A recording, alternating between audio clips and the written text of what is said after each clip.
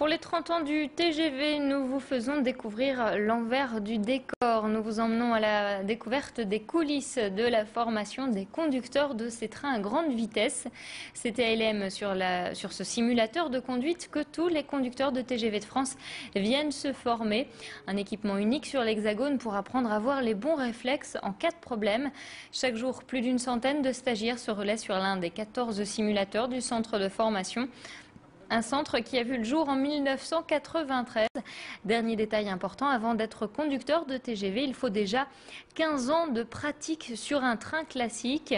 Plus d'explications sur ce simulateur avec ce formateur rencontré par Elodie Bernachon.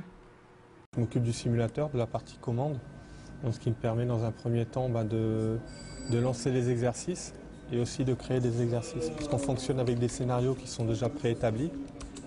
Et donc en fin de compte, je regarde un peu si tout le scénario se passe correctement. Et aussi j'observe un peu les gestes du conducteur en fonction du scénario qu'on lui a demandé.